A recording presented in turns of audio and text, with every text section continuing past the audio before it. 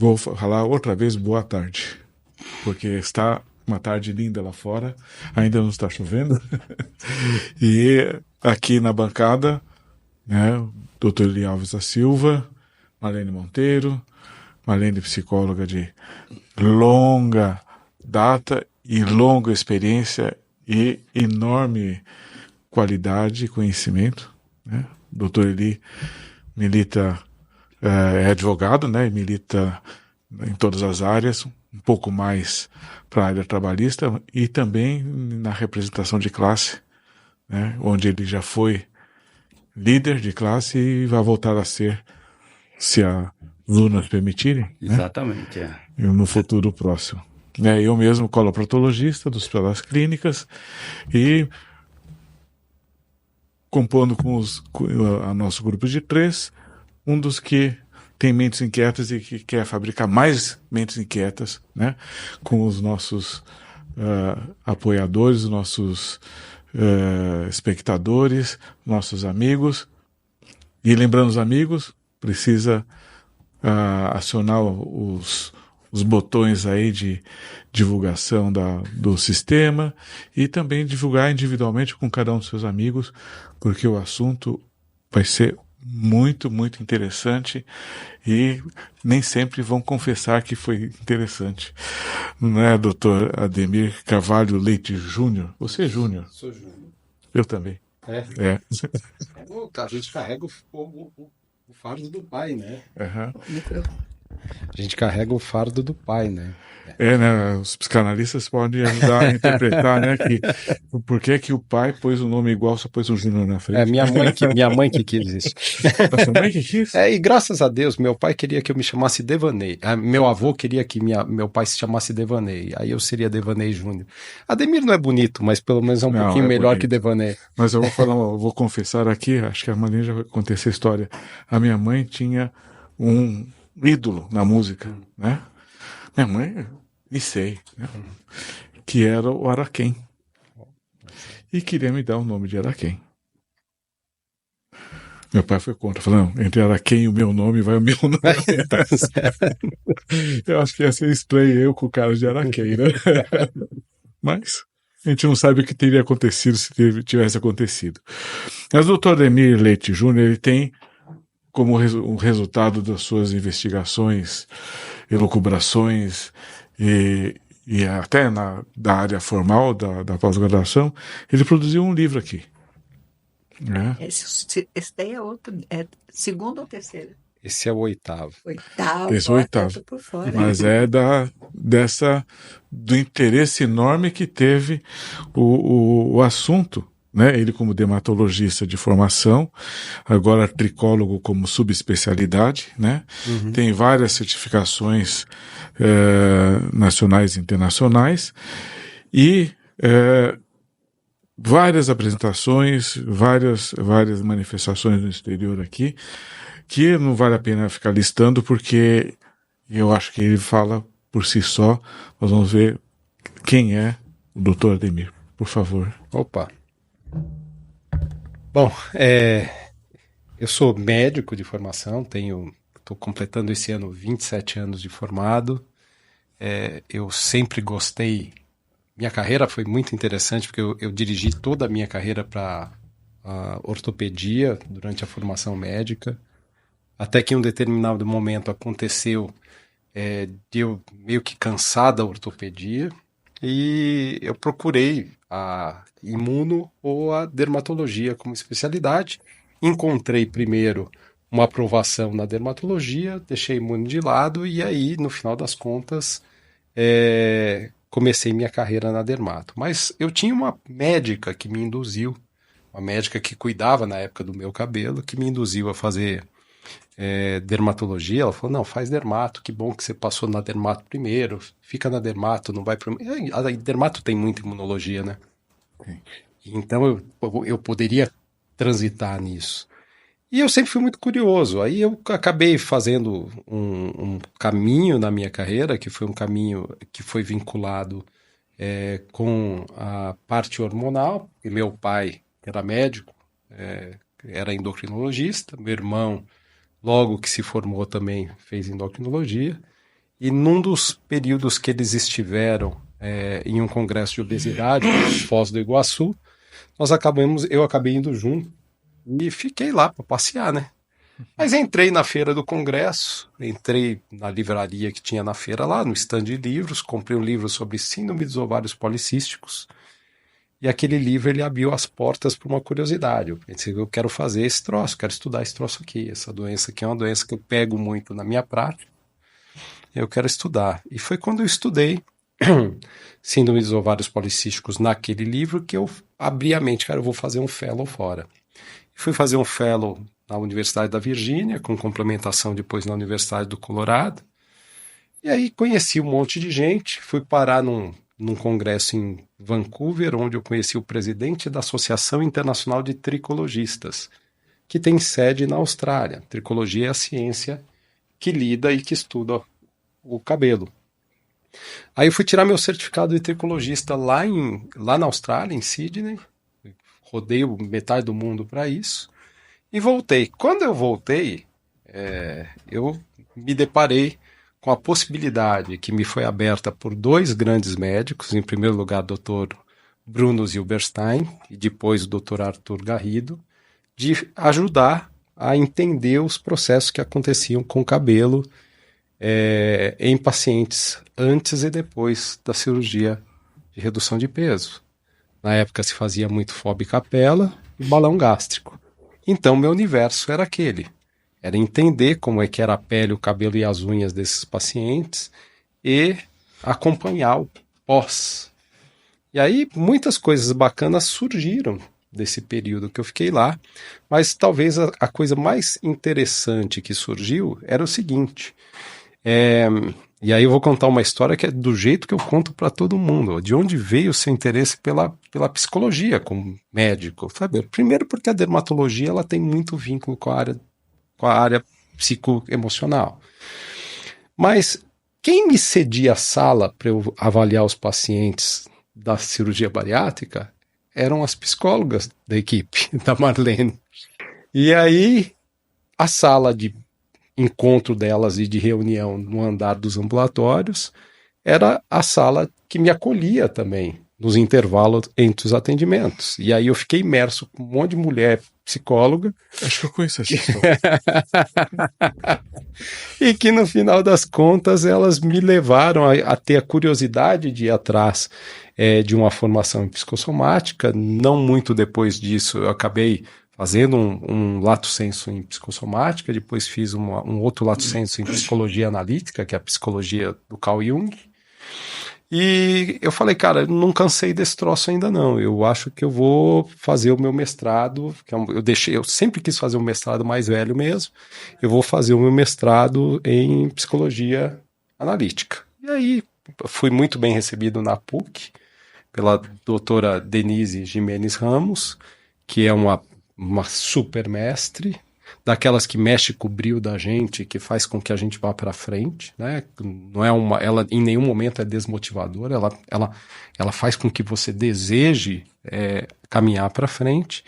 E eu estudei uma doença em especial, que é uma doença que hoje ela é epidêmica no mundo, relacionada à queda capilar, que é a alopecia fibrosante frontal. Alopecia fibrosante frontal é aquela doença que as mulheres vão perdendo o cabelo aqui na frente e o tecido do couro cabeludo se converte num tecido cicatricial. É uma doença com impacto psicoemocional muito grande, uma doença nova, foi relatada pela primeira vez em 1994 por um pesquisador chamado Kossar, da Austrália, e a partir daí a gente começou a ter relatos de casos publicados no mundo inteiro, meio que coerentes com aquilo que o Kossar tinha apresentado, e aí deu-se um nome a essa patologia. Era quase que exclusivamente uma doença vinculada com pacientes na menopausa, mulheres na menopausa, mas depois começaram a pipocar casos em mulheres mais jovens e até mesmo em homens, que são casos mais raros, mas que eventualmente aparecem. E foi isso que eu fui estudar. Eu fui estudar a biografia dessas mulheres. A ideia era entender se dentro da origem da doença, poderia haver um cerne que fosse um cerne que passasse pela biografia dessas pessoas. E aí o nome da minha dissertação foi O Sofrimento em Mulheres com Alopecia Fibrosante Frontal. Isso foi muito bacana, porque na verdade eu acabei fazendo testes quantitativos e testes qualitativos. Fiz entrevistas de 9 horas com cada uma dessas mulheres, todas eram minhas pacientes. E aí, quando você vai fazer um trabalho como esse, eu, como médico, atendo a minha paciente do outro lado da mesa. Então, eu montava um setting de psicologia, onde eu ficava frente a frente com elas, colocava um copo d'água em cada um, ligava um gravador e não tinha hora para acabar. Às vezes acabava com 4 horas, a gente retomava, fazia mais 3, 4 horas, e aí ia. E por muitas vezes eu tive vontade de chorar. Porque o nível de sofrimento, de impotência, de frustração, na história da vida dessas mulheres era imensamente grande. E eu fui fazendo como uma forma de montar o conteúdo que eu tinha ouvido, porque isso foi transcrito, né? Eu fui fazendo uma análise temática, separando por temas, e eu cheguei em 6 temas que convergiam nessas mulheres que eu estudei. E o mais legal, eu estudei mulheres de 2 estados. Eu estudei mulheres de São Paulo, capital, estudei mulheres do interior do Rio Grande do Sul.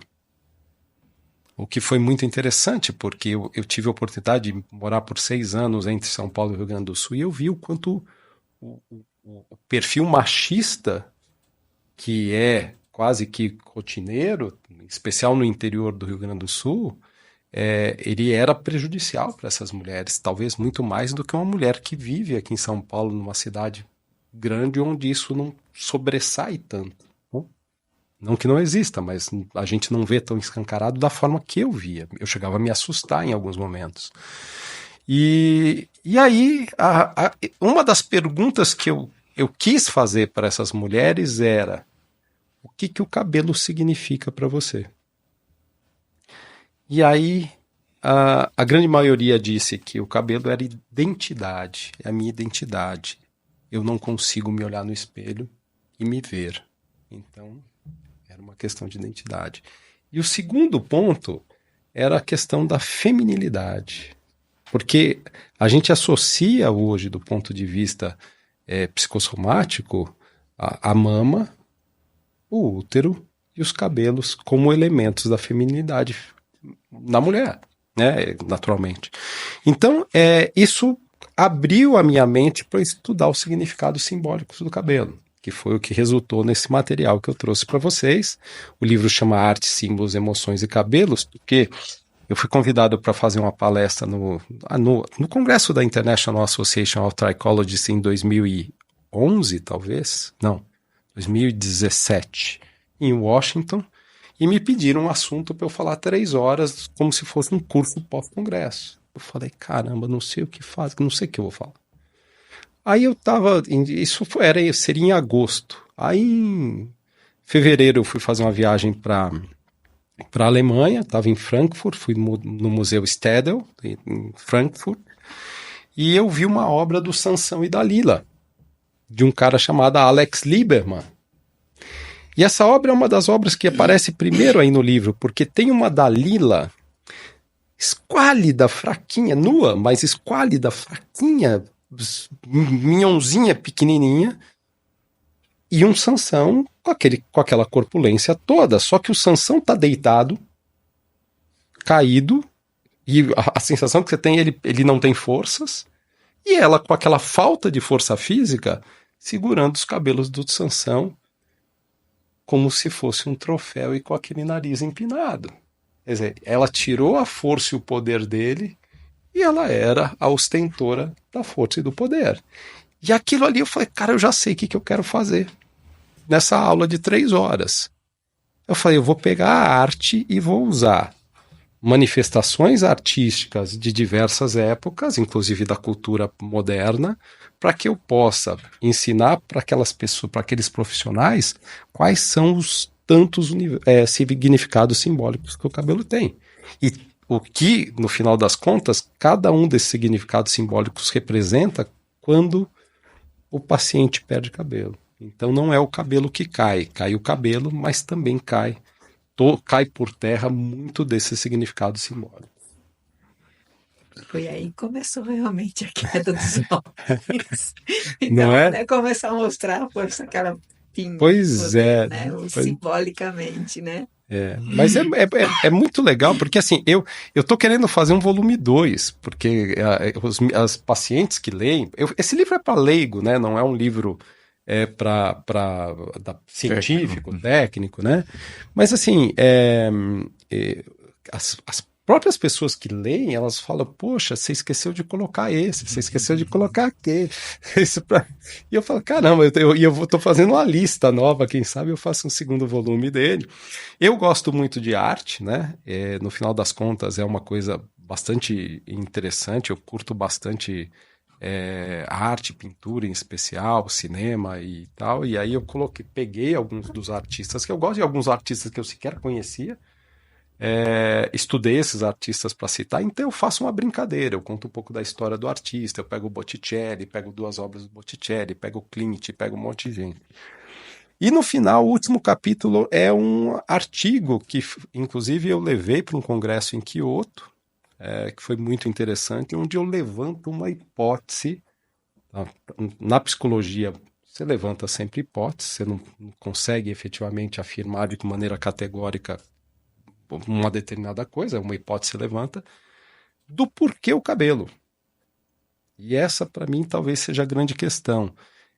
Porque as pessoas falam, poxa, mas quando eu fico estressado, quando eu fico nervoso, quando eu fico com raiva, quando eu estou deprimido, quando eu estou ansioso, eu tenho distúrbio do aparelho digestivo, minha pressão aumenta, a psoríase vem, eu tenho reações alérgicas e tal. Tem um infarto. A pergunta que eu queria responder era, por que o cabelo? Né? E aí eu levanto uma hipótese do porquê o cabelo. E aí toda a hipótese ela vem da psicologia analítica, da teoria dos complexos do Carl Jung. Eu uso como uma ferramenta para fazer esse levantamento de hipótese. E por que os cabelos? Por que os cabelos? Porque os complexos eles tocam os significados simbólicos que o cabelo tem. Então, isso seria uma maneira muito resumida de eu dizer para você que está aí. Mas, de alguma maneira, sim. Quando um complexo, né, que não sei se a nossa audiência sabe o que é, né? São núcleos de energia psíquica que se formam com emoções positivas e negativas, né? Então, não são só as energias, né, negativas que ficam ali acumuladas no complexo, por exemplo, traumas, conflitos familiares, conflitos relacionais, a relação que a gente tem com nossos pais, com a nossa mãe, então, entre outras coisas, vão formando esses núcleos de energia, né? E esses núcleos de energia eles podem ser positivos e eles podem ser negativos. E quando se toca quando um complexo toca um elemento vinculado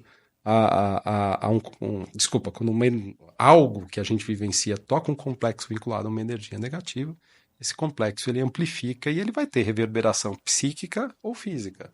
E aí o direcionamento é meio aleatório. Individual, né? É individual e aleatório. A sua percepção é fantástica, né? Desde o primeiro livro que você fez, de observação, eu acho que é o verdadeiro psicólogo, né? Que eu sempre falo que a gente tem que estar muito atento e observador, né? Sim. Escutar, que é a escuta que vocês, né, vê com os pacientes possibilitou você escrever nisso. Mas eu te pergunto, sim, com certeza os complexos realmente podem trazer mais trauma. Símbolos, né? Simbolicamente, os cabelos para as mulheres têm uma representação muito grande. Muito. Mas para os homens também? Também. E assim, isso está ficando cada vez mais relevante com o passar do tempo. Então, assim, a gente vê homens dando para os cabelos significados simbólicos diferentes. No passado tinha a ver com poder, tinha a ver com força, tinha a ver com questões vinculadas à dignidade, à honra. Mas se você pensar, por exemplo, historicamente, muitos escravos tinham seus cabelos raspados como uma forma de humilhação. Por conta por serem escravos. E criminosos também.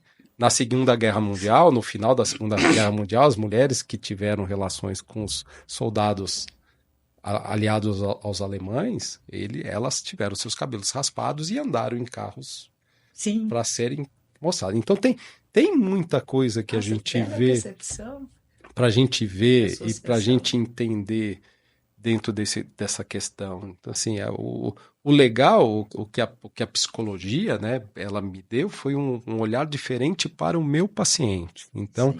hoje, quando eu escuto um paciente falar, e eu criei uma rotina, eu faço um formulário que eu mando o paciente preencher em casa, só para o paciente primeira vez, e eu pego esse paciente, peço para ele preencher o melhor possível, o mais completo possível. Nem sempre é assim, né? O homem é mais monossilábico quando pega um formulário. Se alimenta bem? Sim. Tem estresse? Aí o cara trabalha na bolsa de valores, né? Com a pilha no caramba e fala, normal. Que normal, cara. Normal do dia a dia lá, né? É o normal Daquele lá, grupo. né? Daquele grupo, Que é né? normal, O que é normal, né? E aí, nessa brincadeira, com esse formulário preenchido, eu me fico à vontade de não ter que escrever mais nada. Desde que o formulário atenda aquilo que eu espero que vai contemplar as informações escritas necessárias que eu preciso.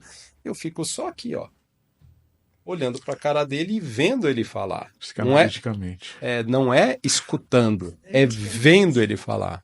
Né? Escuta, vendo ele falar e escutando. Escutando, né? Não é só escutando. Escuta, né? Então, a observação e a escuta, né? Eu acho que é o fundamento, ferramenta do psicólogo. Exatamente. Então, o fato de um prisioneiro ter como primeira atitude os cabelos cortados é no sentido de inferiorizá-lo? Também, ou de mas atingir a dignidade dele? Mas também tem uma... Acredito que a dignidade ela possa entrar aí também, mas tem uma questão, que é a mesma questão que acontece no soldado. O cabelo é um elemento de identidade. Identidade está muito vinculada ao próprio ego. E quando você uniformiza todo mundo, você cria um ego coletivo e não um ego individual. E o cabelo é a única forma que nós temos de universalizar as aparências. Eu acho que também no peso pode falar que é tirar a força, né? E no final das contas tem que tirar. Pois é, olha como isso tudo vai se abrindo. Tirar a força como sanção, né? Exatamente. Tirar o poder. Antes de você ir para frente, porque é muito interessante, a gente vai seguir para frente no tempo, na linha do tempo, né? Sim, sem problema. Eu queria só que você relatasse, no livro eu sei que tem peças antigas, né? Sim. E a representação do cabelo, ela sofreu modificações ao longo do tempo? Na verdade, elas foram acrescidas. Né? Porque quando a gente... Aí eu tenho que voltar em Jung, né? Sim. Aí, quando você pega Jung em inconsciente coletivo, isso é somatório, né? Não é exclusivo. Mas assim, é claro, hoje você já não... até onde eu sei, talvez você possa falar melhor. Eles não raspam os cabelos dos presos mais, ou raspam. Depende do lugar. Depende do lugar, né? Então, assim, eu acho que depende, isso pode ser uma forma de humilhação, né? Entre outras coisas, inferiorização, exatamente, certo. né? E também tinha as doenças, né? Tinha as doenças, exatamente. Então, a gente vê nos tribunais ingleses, lá de 2 séculos atrás, aquelas perucas, né? Uhum. Que tinham cortado o cabelo porque tinham tido alguma doença, né? Sim. E faziam isso com uma prática comum, né? Os músicos, né? É que naquela época, ao contrário de hoje, os julgadores não queriam aparecer também. Uhum. Hoje, os julgadores, se abrir a porta da geladeira à noite, ele começa a fazer discurso, achando que é holofote. Tá? Mas é questão de identidade, né? Sim, é questão de identidade, exatamente. É uma necessidade, né? Exatamente. Né? Mas é um mundo onde as pessoas buscam se mostrar mais, né? Talvez eu vejo qualquer um de nós, se a gente olhar nossos avós, nossos pais, não eram pessoas que tinham necessidade de exposição enorme, né? Já que nós estamos falando de cabelo, e a barba, tem algum significado? Tem um livro muito legal que chama A Filosofia da Barba. Eu não lembro quando ele foi escrito, mas ele não tem versão em português, só tem versão em inglês. É um livrinho fininho. Cara, é totalmente politicamente incorreto nos dias porque ele fala exatamente que um homem sem uma barba não é um homem. entre outras palavras. Aí ele vai tergiversando. E você percebe. Quando eu li esse livro, eu não sabia se eu dava risada do que o cara tinha escrito ou se efetivamente. Ou se rasgava. Porque, assim, por mais que eu use barba, eu achei muito tosco tudo aquilo que estava escrito. Mas a barba sempre esteve associada a essa questão de masculinidade e até mesmo de uma certa tendência à agressividade, né? Porque quando você descobre o rosto, a tendência desse rosto mais exposto é lembrar o período que a gente não usava barba. Qual é o período que nós homens não usamos barba? Antes da adolescência, né? Então assim, não é tão forte quanto o cabelo, mas tem algumas questões que tem umas questões religiosas também por trás disso, né? Tem questões religiosas, exatamente. Os judeus mais ortodoxos deixam crescer os cabelos aqui e a barba. E vai do tamanho que for, né? Exatamente, Bom, se a gente for ficar divagando aqui, a gente vai... Eu tenho um sobrinho neto que está com 13 anos. O que ele quer fazer? Ele já está com bigodinho, ele quer raspar tudo para crescer mais forte a barba, para começar. Já está querendo afirmar a identidade, né? É afirmação não é? mesmo, uma questão de afirmação. Mas indo para os outros pelos? Cara, os outros pelos menos. É muito difícil você ter algum tipo. Desde que a gente começou a se cobrir, eles acabam.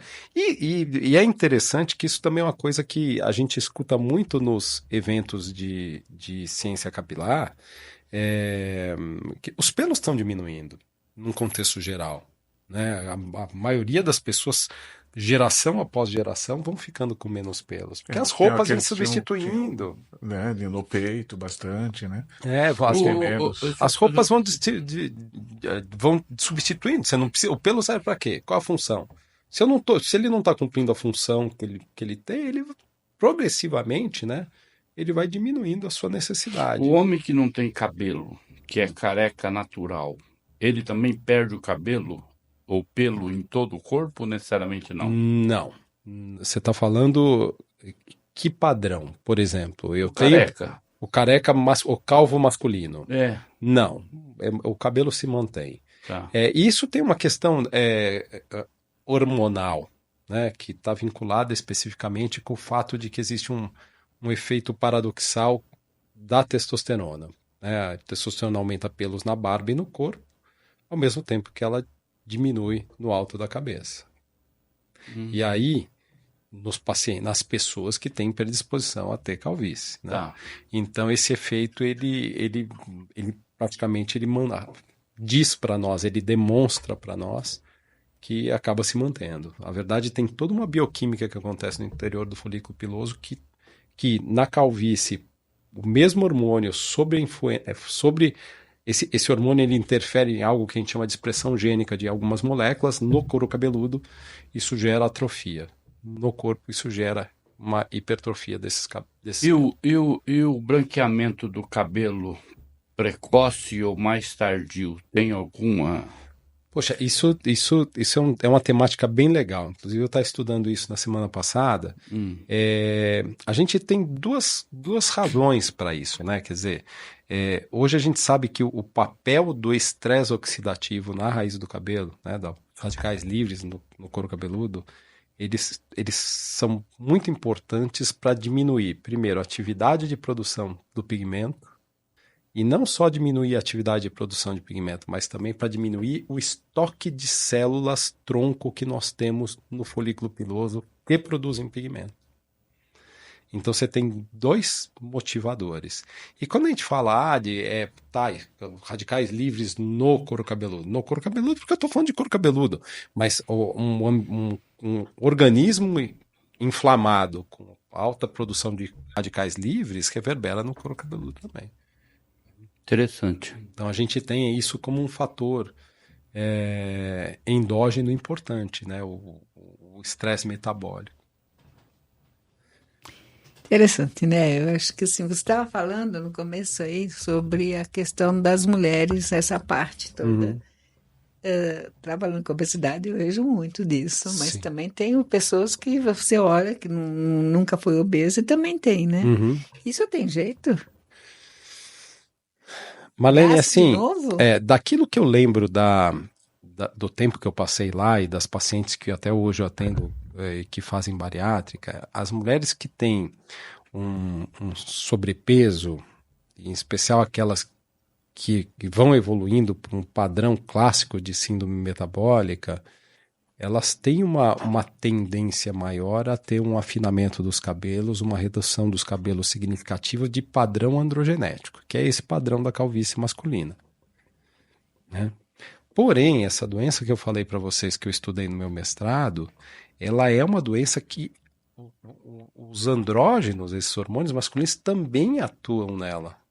Então não é uma coisa que tem um motivador aí que é comum. Não tanto quanto na mulher obesa, né?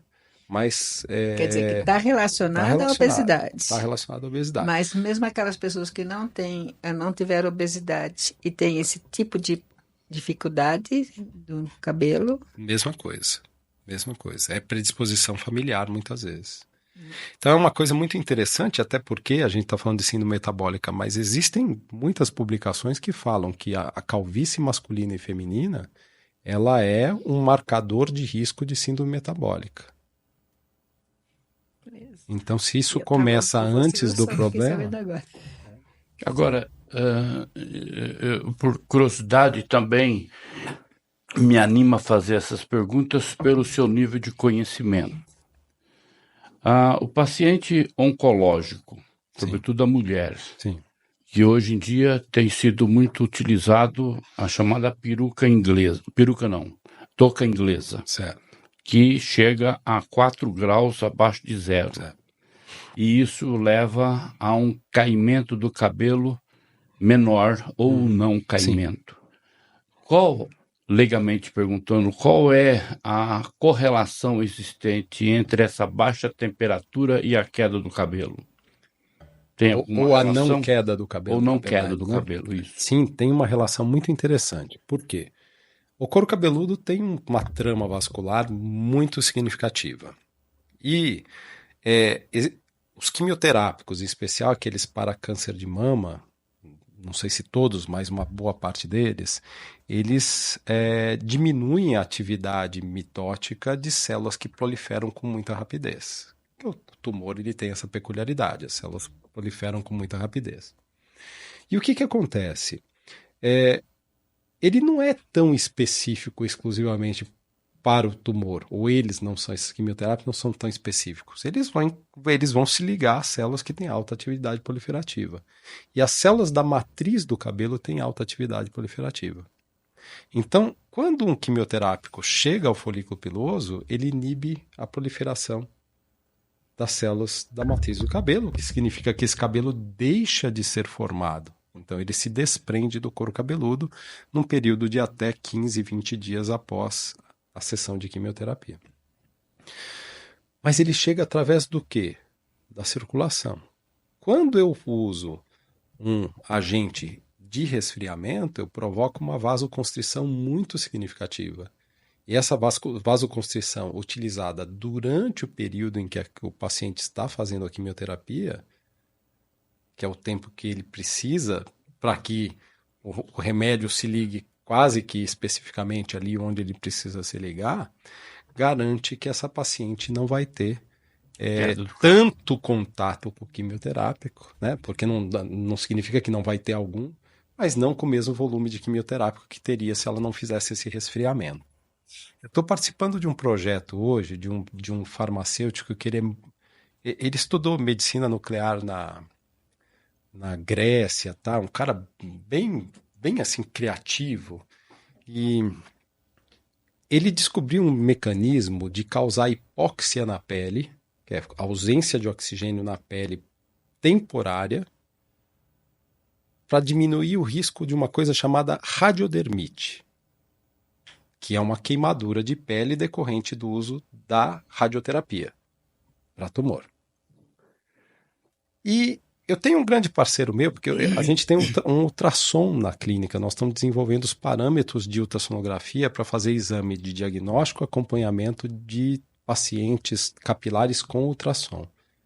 O que acaba sendo muito legal, porque, por exemplo, você pega uma paciente com alopecia fibrosante frontal, você tem toda a extensão de pele aqui, acometida. Só que se eu vou fazer biópsia para saber se tem inflamação, bacana. Eu pego uma biópsia de 4 milímetros, coleto uma daqui, uma daqui, uma daqui, bacana.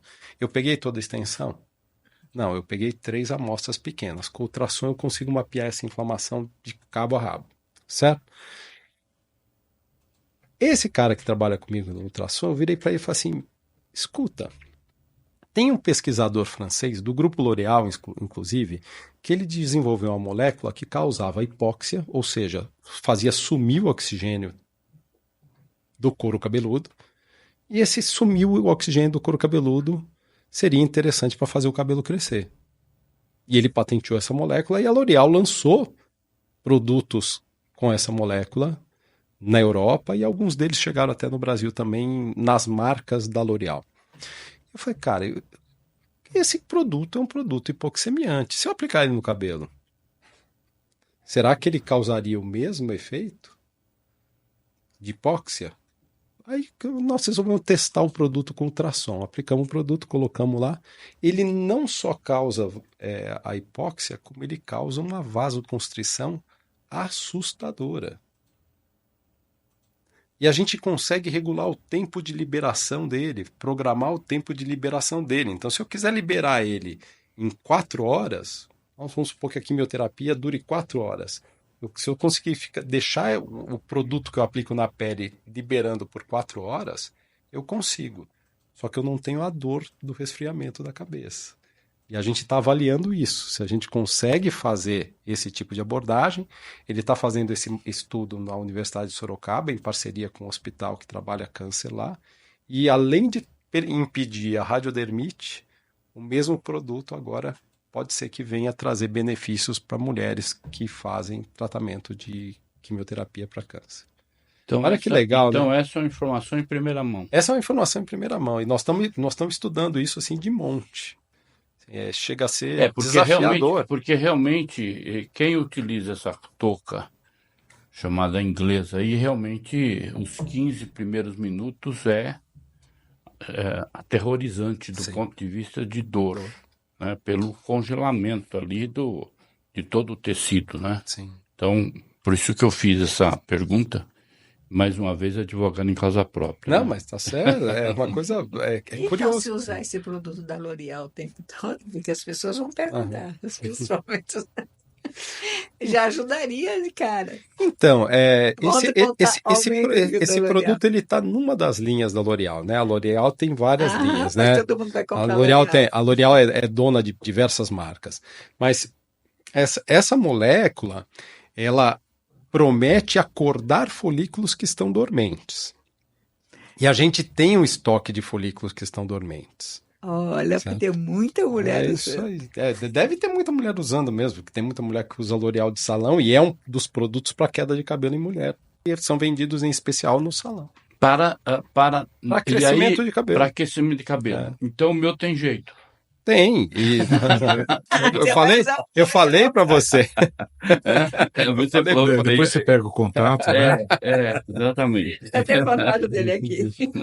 Não, mas brincadeira à parte, a coisa realmente é estimulante e muito interessante. É muito legal. Porque, veja só o seguinte, a gente fica no dia a dia, né, cada um na sua atividade, e tem muitas coisas paralelas que estão acontecendo e acontecem. Sim. E, de repente, fica aí de uma maneira ignorante, sem saber a razão e as consequências de tudo. E isso tem algum efeito colateral? Absolutamente, que a gente saiba até agora, nenhum. Tá. Naturalmente que a gente segue estudando para que a gente possa acompanhar esses eventuais efeitos. Mas veja, eu vou te falar uma coisa. O ultrassom dentro da nossa clínica foi um divisor de águas, porque hoje a gente consegue validar coisas que a gente não validava antes. Por exemplo, tem muita pessoa que vai na farmácia ou no supermercado e compra shampoo anti-queda. Shampoo anti-queda funciona? Até o ultrassom eu acreditava que não. Não. Acreditava que não. Não vai. Não é até o ultrassom. Até 2018, talvez, eu acreditava que não, mas o ultrassom me validou isso. Por quê? Porque A área superficial, vamos pegar um cabelo, sei lá, cabelo como o da Marlene, como o do Afonso, um cabelo que tem um comprimento como o meu, apesar do meu não ser muito cheio, mas a área superficial somada de todos os fios de cabelo é infinitamente maior do que a superfície do couro cabeludo. Então, quando você pega um shampoo e você espalha e faz espuma na tua cabeça, a maior parte dos ativos fica na fibra, não fica no couro cabeludo em si. Uhum. Você dilui o shampoo em água para fazer isso. Então, você já tem uma diluição daquele produto que você aplicou. Originalmente. Originalmente. E aí, ainda tem um outro porém. Ele não está num tipo de formulação, num tipo de veículo que ajuda a permear. Então, ele não tem uma facilitação para penetração. E terceiro, quanto tempo a gente fica com o shampoo na cabeça? Bom, com o ultrassom, nós conseguimos avaliar que um produto de tratamento que fique 3 minutos em contato com o couro cabeludo durante o período de uma lavagem, ele modifica a estrutura da pele até a derme, até a hipoderme. Então ele chega até lá embaixo. E com 4 meses de uso de um shampoo anti-queda, a gente não conseguiu avaliar a redução de queda, mas a gente conseguiu avaliar que o folículo que era fininho, ele ficava mais grossinho. Olha que legal, né? Então significa que, na prática, se você passa o shampoo e não molha, ou seja, você não dilui ele, então ele tem mais eficácia. A ideia não é essa, a ideia é usar da mesma forma, mas deixar ele agir por no mínimo uns 3 minutinhos. Olha que interessante. Então eu faço certo.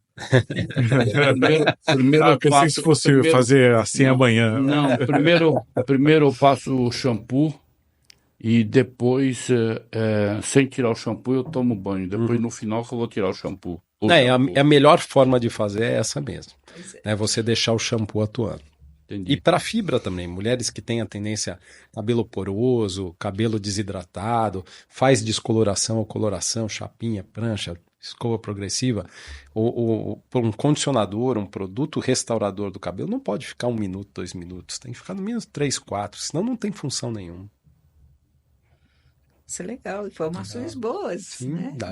É importante, né? Práticas, né? Todo mundo que aqui é interessado com a E prática. pessoas que têm dermatite no cabelo também. Então, a dermatite... Isso é estado emocional? É assim, né? Toda doença, ela carrega a emoção junto com ela, seja na origem, seja na consequência, né? Você dá um tropicão, você fratura o teu dedo, né? Isso gera uma emoção. Então, assim, então, assim, a psicossomática, ela tá na entrada, na saída ou no meio, mas ela tá. Ela tá lá. Então, assim, as emoções, elas são fatores de agravamento. Isso é provado do ponto de vista molecular. Isso é provado. Você é da área de... Eu sou colopró. Colopró. Então tá. A gente tem algumas similaridades, até bioquímicas, com aquilo que é chamada de gastrite nervosa ou com a questão de um estresse psicoemocional piorar um problema de intestino. E eventualmente gerar, por exemplo, uma doença inflamatória, provavelmente. Exatamente isso. Então, por exemplo, tem um cara que, para mim, ele é um gênio. O nome dele é Ralph Paus, é o meu ídolo dentro da área de pesquisa de cabelo, que ele tem uma característica muito interessante. Ele estuda muito os mecanismos estressantes em animais de laboratório, inicialmente, né? E depois ele vai caminhando a equipe dele para a parte mais clínica. Mas existem algumas moléculas que, mediante estresse, elas não só fazem o cabelo parar de crescer, geram uma chamada inflamação neurogênica, que é um fenômeno de origem que vem das terminações nervosas, e, dependendo da intensidade do fator estressante, a gente pode ter um salto para uma doença autoimune de couro cabeludo. Então, por exemplo, a alopecia areata, que é aquela que dá em rodelas, existem 2 grupos de alopecia areata. Uma delas que tem origem da inflamação neurogênica e uma que não. Essa que tem origem da inflamação neurogênica, ela piora muito com os estresses psicoemocionais. Isso vale para psoríase e isso vale para outros tipos de dermatite. No caso do couro cabeludo, a doença, a dermatite mais comum, ou dermatose mais comum, é a psoríase e a dermatite seborreica, que é vinculada com mudança de microbiota, com oleosidade e assim por diante. Agora, tem uma terceira dermatite que acontece no couro cabeludo, que são as três principais, né? Dermatite seborreica, psoríase e tem a dermatite alérgica de contato, que é aquela que fundamentalmente se dá pelo uso de cosmético, em especial coloração.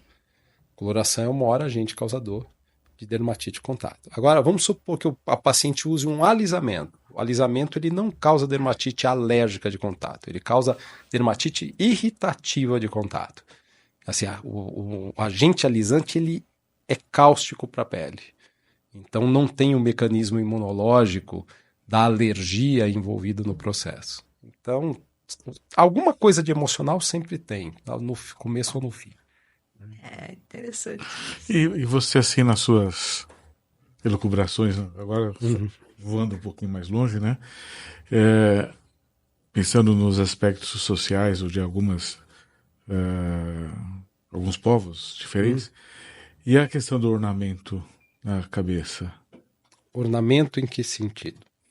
O chapéu eu nem pensaria, né? Mas eu pensaria nas mulheres que têm que vestir o véu, as geishas que precisavam ter o cabelo esticado com... Eu coloco a coisa do couro cabeludo, do cabelo coberto, num dos capítulos do livro.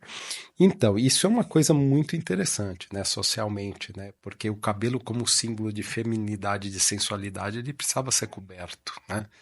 E no caso das geishas, o ornamento do cabelo tinha também uma questão de atratividade, vinculada até com uma capacidade de atração, né? Independente de serem geishas que serviam apenas uma mesa, uma casa, uma coisa assim, tinha um vínculo com atração muito grande, era uma imagem prazerosa de se ver, né? Eu precisaria até entrar mais nessa questão da geisha.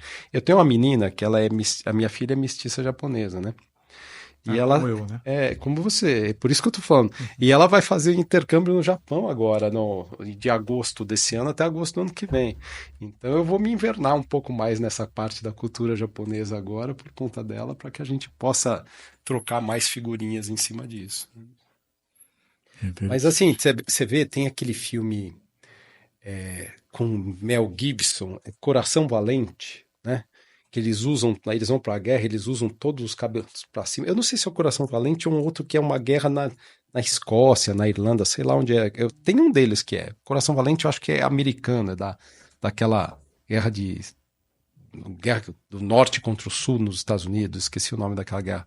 Mas tem um filme dele que ele pinta o cabelo de azul e joga para cima, que é um sinal de poder. Topetes das mulheres da alta sociedade, eles são associados à dignidade. Aqueles topetões, né, que a mulherada usa aquele, põe laque pra caramba, né? Então, tem muita coisa legal do ornamento do cabelo, né? E o chapéu é muito interessante. Tem um livro que chama Calvície, uma história social, né? Baldness, a Social History. E essa história do chapéu, ela foi muito vinculada, em especial no século XIX, com a compressão da circulação da lateral do couro cabeludo, né? Então, acreditava-se que quem usavam as cartolas, que eram mais pesadas, tinham mais predisposição à calvície, mas não dava para você associar, porque nem todo mundo que usava cartola desenvolvia calvície. Mas isso foi um elemento que chegou a ser discutido em alguns eventos médicos sobre o surgimento da calvície. E o sol é benéfico ou não para o cabelo? Tua pergunta é fantástica, porque nós estamos numa época agora que começa aquilo que a gente chama de queda de cabelo sazonal, preferencialmente em mulheres. A queda de cabelo sazonal, ela se dá por um mecanismo de mudança do ciclo do cabelo que acontece após exposição mais intensa da radiação ultravioleta mais verticalizada no nosso hemisfério. Ela acontece no hemisfério sul e acontece no hemisfério norte. Então, o verão E a exposição solar, ela põe o cabelo para dormir. E quando ele dorme, ele não dorme para sempre. Ele dorme, ele para de crescer, né? Fica uns 3 meses num processo que tem metabolismo ali dentro, mas mas ele não está produzindo fio nenhum, mas ainda também não soltou o cabelo que ele produziu até então, que ele vinha produzindo. Depois de 2, 3 meses de grande exposição solar, começam as quedas de cabelo, por conta de renovar o ciclo. É como se fosse uma renovação de ciclo capilar. Então o cabelo cai, o antigo, e o novo começa a nascer. Então esse é um ponto interessante. E isso acontece em outubro, mais ou menos, setembro, outubro, no hemisfério norte. E acontece aqui a partir de maio, dura uns 3, 4 meses essa queda. Então quando a gente pensa em homens com risco de calvície e mulheres que têm calvície feminina, é muito importante a proteção do couro cabeludo. É interessante que você falou, começa em maio aqui no Brasil. Começa em março e vai mais... Às vezes começa até em fevereiro, mas vai até mais ou menos maio, junho. Então, mas as pessoas começam a entender que não é o sol, é a mudança de temperatura. Essa tua colocação é muito importante, porque existe um ponto muito legal no cabelo, que salvo raríssimas exceções, o cabelo cai muito próximo com o evento causal. Então, por exemplo, quimioterapia, alguns dias depois. Alopecia areata, que é aquela doença autoimune das rodelinhas, do Espiridião Amin, né? Aquele que políticos, então a gente conhece, que é uma figura. O goleiro Ronaldo do Corinthians, que evoluiu para essa doença de uma maneira, a gente chama de alopecia universal, né? Perdeu tudo. A alopecia areata, ela começa até 15 dias depois. Né? E, assim, é assustador. E, assim, pensando do ponto de vista da queda de cabelo padrão, a queda de cabelo padrão, ela só começa em torno de 3 meses depois do evento causal. Então é muito difícil da pessoa associar. Aquele período que eu passei no Hospital das Clínicas com os bariátricos era clássico. O paciente fazia bariátrica hoje. Olha o que ele tinha de causa de queda de cabelo. Presta atenção. Primeiro, o evento cirúrgico, que não é anestesia. Tem gente que associa anestesia a queda de cabelo. Não existe um estudo que fale evidentemente que anestesia causa queda de cabelo. Existe um estudo que eu acho que é de 87 que fala que cirurgia com anestesia causa queda de cabelo. Dessa forma, cirurgia com anestesia. Alguém faz cirurgia sem anestesia? Não sei que seja hipnose, não faz, né? Então, assim, nem toda cirurgia causa queda de cabelo, certo? Mas os pacientes bariátricos tinham estresse cirúrgico, porque o organismo tem que se recuperar. Ele tem, nos primeiros meses, aquela redução de peso muito significativa. Eles têm uma depressão da alimentação, por mais que ele esteja recebendo suplementação, extremamente agressiva.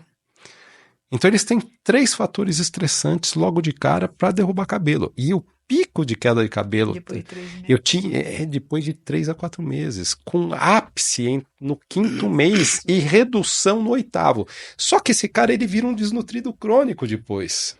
E aí, quando dá 12 por 14 meses, eu tenho um gráfico, eu tenho um livro que chama Temas Atuais em Tricologia, em que eu fiz um capítulo sobre bariátrica. E eu ponho um dos gráficos daquela época, que eu levei, inclusive, eu não lembro para qual congresso eu levei junto com vocês, que aos 14 ele começa a subir de novo. E aí ele se estabiliza, não é uma queda tão grande, é menor, mas é por conta de uma desnutrição crônica. Em especial se ele não faz a suplementação e acompanhamento continuado adequado. Por uma curiosidade metodológica, como é que você contabiliza a queda? Os pacientes fugiam de mim lá no Hospital das Clínicas. Por quê? Por um motivo simples. Eu usava um método chamado tricograma. Você lembra disso, né? Tricograma, eu pego uma pinça Kelly, visto ela com o garrotezinho, aquele garrotezinho, né? De látex. Látex, coloco uma gaze aqui dentro. Eu vou numa região que eu padronizo, que é sempre o alto da cabeça aqui, o ponto mais alto. Eu faço uma mechinha com 50, 100 fios. Isso era o que eu fazia lá atrás.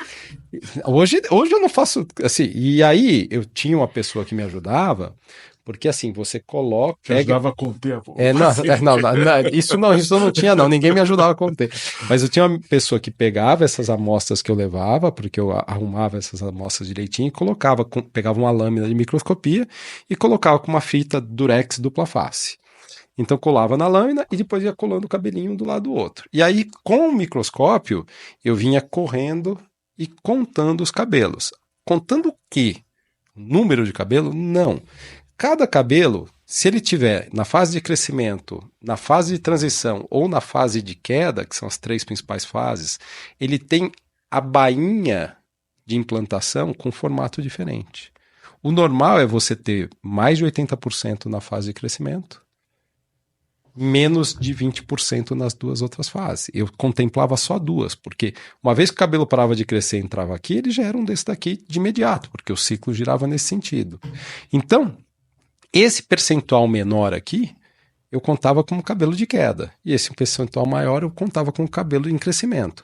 E aí, com esses dados, eu tinha o acompanhamento do paciente. Eu tinha tudo isso documentado de cada um dos pacientes que a gente avaliava lá. Você saiu do período medieval e agora? Agora isso tudo é muito mais fácil, né? Tudo é muito mais fácil. Hoje, claro, a gente tem ultrassom, com ultrassom a gente consegue avaliar isso, com a tricoscopia, que é uma câmera que a gente usa no couro cabeludo, a gente consegue avaliar. E hoje tem câmeras que inclusive tem softwares embutidos que fazem contagem de cabelo. Sempre. Eu tive uma câmera dessa. Em 2010 eu comprei uma câmera, só que eu tinha que raspar o cabelo do paciente, tamanho de uma moeda de 5 centavos. Ela fotografava, eu tirava uma foto, eu raspava a máquina 1, raspava ali, tirava uma foto. 2 dias depois, eu tirava outra foto daquela região.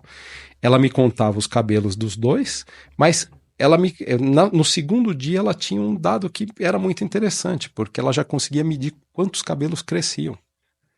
Então eu tinha a contagem mais apurada aqui, contagem do número de cabelos, e aqui eu tinha a contagem de quantos cabelos tinham crescido e quantos tinham ficado no mesmo tamanho. Os que tinham ficado no mesmo tamanho é porque estão em fase de queda.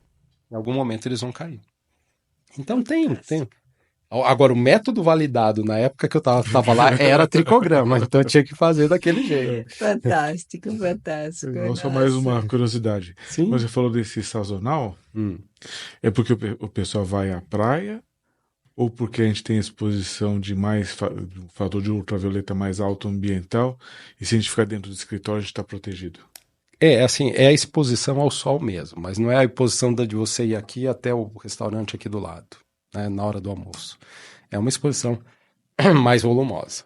Não é qualquer exposição. É férias, exatamente. Férias, vai fazer a sua caminhada na praia, não esqueceu de usar um boné, essas coisas. Então, turma, usa, se proteja. Exatamente. Tem que se proteger. O couro cabeludo. E hoje tem umas marcas que fazem uns bonés tão bonitinhos, uns chapéus para mulheres tão bonitinhos. Então é legal demais. Existe protetor para cabelo? Protetor solar? Existe protetor para fibra e existe protetor para couro cabeludo. Mas é um protetor para couro cabeludo que ele é um derivado de um protetor de fibra. Então você não vai achar um FPS, porque o FPS tem a ver com eritema de pele na hora de você usar o protetor. Mas existe. Agora, não é tão eficiente como uma cobertura física. E aí a cobertura física não tem nada que supera. Então, turma, chapéu. Agora, tem marcas de chapéu que vendem chapéus com trama de tecido que tem proteção solar. E aí fica... Se a pessoa quiser se duplamente proteger, esse é um caso. Porque bloqueia a ultravioleta. Bloqueia a ultravioleta. Tá? Tem aquelas camisetas. É a mesma coisa, só que são tecidos diferentes que eles são impregnados de material como óxido de titânio, óxido de zinco, que refletem a luz, né? Fantástico. Então, aprendi muito. Nossa, fantástico. Eu fico feliz. Fantástico. Então, pessoal, né, que está, doutor Ademir, vocês podem achá-lo nas redes? Então, se tiver como a gente colocar o telefone, eu deixo o telefone porque esse está sendo vendido só por nós lá. Pode falar que já sai gravado. Tá, então tá, Ixi, peraí, eu não vou lembrar o telefone. Deixa eu ver aqui. De cabeça eu não vou lembrar, mas eu vou pegar Ninguém uma. sabe Vou mais pegar, no telefone vou de pegar minha cabeça. memória aqui, aí com a memória eu descubro. Vamos lá. O telefone é. Cadê? Telefone corporativo não aparece fácil. Meu Deus do céu, não lembro o telefone aqui. Deixa eu pôr para ligar. E aí quando ligar. Ó, 97081 4365. 97081 4365, código 11. Beleza. As Perfeito? redes sociais. Muito obrigado, Ademir. As redes sociais, meu Instagram é dr Ademir C Leite JR. E o da editora é @ks.tricologia. Ok. Tá certo? Muito obrigado. Eu que agradeço. Aprendemos bastante, tempo, todos nós. espero- Você ganhou vários clientes aqui. E também vocês podem ligar para ele ou né, encontrá-lo nas redes, nas redes sociais. porque é um assunto que pouca gente domina. E E acho que você tem um conhecimento, como o doutor Eli já assinalou, muito interessante, muito bom, agradeço. que pode fazer a mudança na vida de muitas pessoas, né? Agradeço. Fora Espero. a gente que gosta aqui de ficar com mente inquieta e achando, né, associações e Que é a parte mais encontrando. legal, né, cara? É. Só fazer o cérebro realmente